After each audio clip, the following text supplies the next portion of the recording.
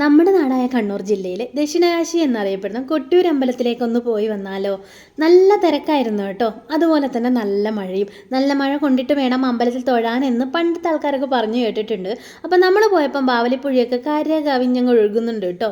അപ്പോൾ ഇതേ അവിടെ പോയി കഴിഞ്ഞാൽ എല്ലാവരും ചെയ്തിരിക്കേണ്ട ഒരു കാര്യമാണ് ആ പുഴയിൽ നിന്ന് 2 കല്ലെടുത്ത് ഇതുപോലെ ഉരച്ച് കഴിഞ്ഞാൽ അതിൽ നിന്നും ചന്ദനം കിട്ടും കേട്ടോ. ചന്ദനം മാത്രമല്ല, ചില സമയത്ത് കുങ്കുമം കിട്ടാറുണ്ട്, ഭസ്മം കിട്ടാറുണ്ട്, അങ്ങനെ പലതായിട്ട് കിട്ടാറുണ്ട് കേട്ടോ. അതിനുശേഷമാണ് നമ്മൾ അമ്പലത്തിലോട്ട് തൊഴാനായിട്ട് പോയിട്ടുണ്ടായിരുന്നത്. നല്ല തിരക്കായിരുന്നു, കൂടെ മഴയും ഉണ്ടായിരുന്നു. എന്തായാലും ദൈവം സഹായിച്ച് നല്ലതുപോലെ തൊഴാൻ പറ്റിയിട്ടോ. പുരാണങ്ങളിലെ ദക്ഷയാഗം നടന്നത് ഇവിടെയാണെന്നാണ് കേട്ടോ പറയപ്പെടുന്നത്. ഇവിടെ 2 അമ്പലങ്ങളുണ്ട്, ഇക്കരെ കൊട്ടിയൂരും അക്കരെ കൊട്ടിയൂരും. ആദ്യം നമ്മൾ തൊഴുന്നത് അക്കരെ കൊട്ടിയൂരാണ് കേട്ടോ. അതിനുശേഷമാണ് ഇക്കരെ കൊട്ടിയൂരിലേക്ക് വരുന്നത്. അപ്പം അവിടെ നിന്നുള്ള മണിക്കിണറുള്ള തീർത്ഥാണ് കേട്ടോ നമുക്ക് എല്ലാവർക്കും കുടിക്കാനായിട്ട് അവിടെ നിന്ന് തരുന്നത്.